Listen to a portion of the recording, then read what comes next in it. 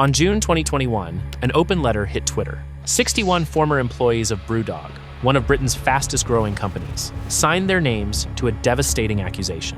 They called it a culture of fear. The brewery that had built its reputation as the punk rock rebel of the beer industry, the anti-corporate warrior fighting against big beer, was accused of being exactly what it claimed to despise: toxic, bullying, hypocritical. But the toxic culture was just the surface. The real betrayal was financial. 130,000 fans bought shares to fund the rebellion. £75 million raised to fight corporate beer.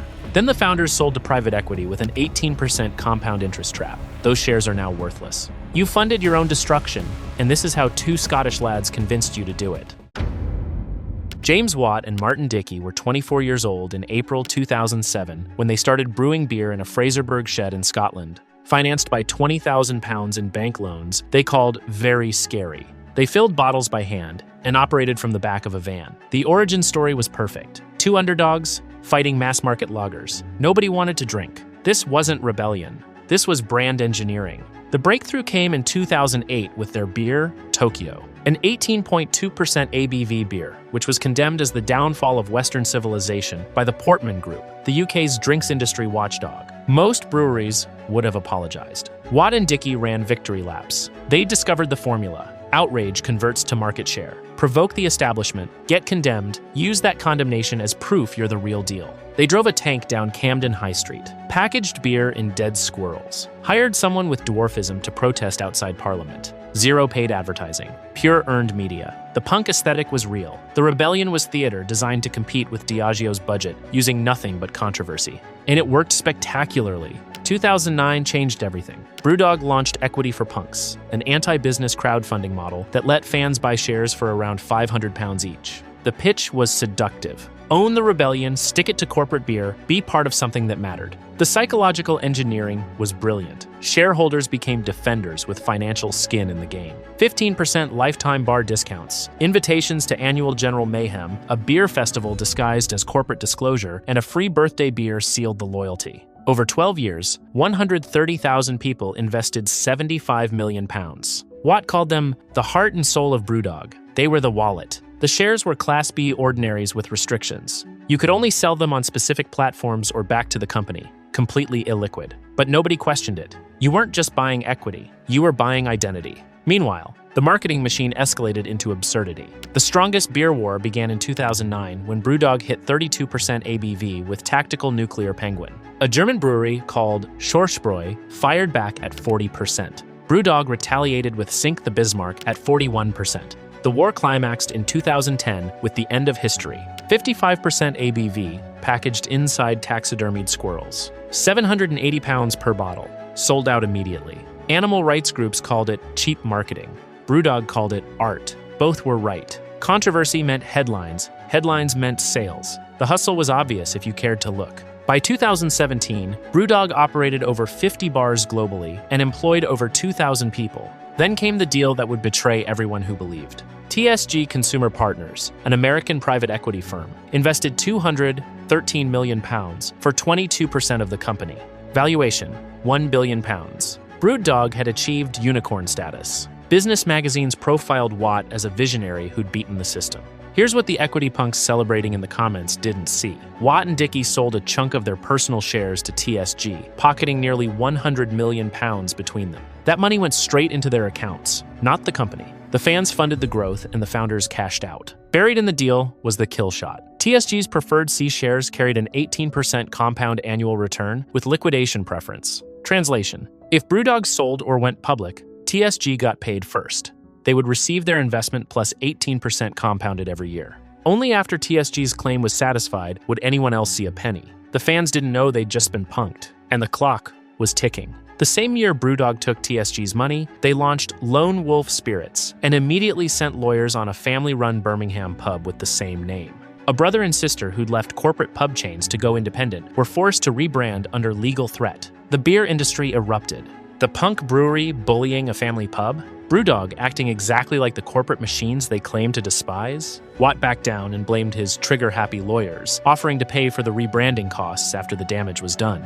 But it wasn't isolated. They went after Elvis Presley's estate over Elvis juice, challenged a US cigar bar called Lone Wolf, The anti-copyright warriors had an aggressive legal department hunting trademark violations like any other multinational. The facade had cracked. But the worst was yet to come. 2020 brought the solid gold can disaster. BrewDog hid 50 cans, supposedly worth 15,000 pounds each, in beer cases. Watt tweeted they were solid gold, but they turned out to be brass with gold plating worth nothing. The Advertising Standards Authority ruled it misleading, and Watt paid 470,000 pounds from his own pocket to make it go away, buying back 40 cans. Over 2 years of salary to cover up a scam. The message was clear. BrewDog would lie for viral marketing, then buy silence when caught. But these were warm-up acts. 61 former employees signed an open letter publicly in June 2021. 45 stayed anonymous, terrified of what BrewDog might do. They called themselves punks with purpose. The accusations were surgical. Culture of fear, where staff were treated like objects. Bullying by management causing mental health crises. Safety corners cut for growth targets. And the environmental champion image? Private jets, while dumping thousands of liters of glacier water beer down drains. The carbon-negative brewery was performance art. Marketing lies got exposed. That protest beer supposedly sent to the Kremlin never happened. It was a viral stunt, nothing more. The letter aimed directly at James Watt. His attitude and actions were at the heart of the toxicity. This was a personality cult, and the personality was poison. BrewDog's response was catastrophic. An internal memo showed the company trying to rally current staff to sign a counter letter, seen as witness intimidation. Watt eventually apologized and promised to listen, learn, and act. 7 months later, the BBC proved the apology was worthless. BBC Scotland's documentary dropped in January 2022, laying out testimony from BrewDog's US operations. Former employees said Watt's behavior made female bartenders feel uncomfortable and powerless. Managers scheduled women off shift when he visited. Bartender Caitlin Ising described him taking groups of intoxicated women in their 20s on private late-night brewery tours. Then came the Heineken bombshell. Watts, the anti-big beer warrior, held at least 500,000 pounds in Heineken shares, which he called a goodwill gesture for a failed deal. The credibility damage was terminal. More fabrications surfaced. The beer supposedly brewed in the air for British Airways, made in the Ellen facility, another marketing lie. And while preaching sustainability, Watt allegedly charged the company up to 4,000 pounds per hour for private jet use. Watt filed over 20 complaints with Ofcom, every single one rejected. The documentary was fair and in the public interest. His expectation of privacy didn't override freedom of expression about a public figure's misconduct. The Guardian then revealed Watt hired private investigators to hunt down the BBC's sources. They visited former employees and families. The man worth 100 million pounds was using it to hunt whistleblowers. The culture of fear wasn't a metaphor. It was operational. TSG's 18% compound return was destroying everything. Their £213 million investment from 2017 had ballooned to over £800 million by 2024. BrewDog's actual value? Maybe £500 million at best, based on revenue multiples. After $239 million in debt, there wasn't enough left to cover TSG's claim. 130,000 retail investors holding £75 million in shares? Worthless. TSG's liquidation preference meant they got paid first. After them and the debt, nothing remained. In 2022, Watt pledged 20% of his shares to employees as damage control after the scandal, marketed as £100 million to staff. Under the TSG structure, those shares were worth zero. The math was brutal. Fans gave $75 million in and got nothing back. The founders gave $100 million out in 2017. TSG was then owed $800 million. Company value, $500 million. The con was complete. In January 2024, BrewDog scrapped the real living wage, and new hires were on minimum wage, pay frozen in London during a cost of living crisis. All while the founders sat on £100 million, the best employer in the world, cutting worker pay, as losses hit $59 million in 2023, then $34 million in 2024. Sales growth stalled under 1%, £17 million in annual debt payments bleeding the company dry. Late 2022, B Corp revoked their certification. The ethical seal they'd used for marketing since February 2021 was gone. BrewDog stepped aside before getting formally kicked out. Every value they'd sold was exposed as fiction. The closures came in July 2025. 10 bars closed nationwide. Aberdeen, the very first location, and Camden, once celebrated with a tank parade. 100 jobs gone, and staff only got 72 hours notice. Also shut: Brighton, Dundee, Leeds, Oxford, Sheffield, Shepherd's Bush, Shoreditch, and York. Earlier that year, China, Italy, Netherlands, 2 Ohio locations closed. Products pulled from 2,000 UK pubs. The market was rejecting the brand.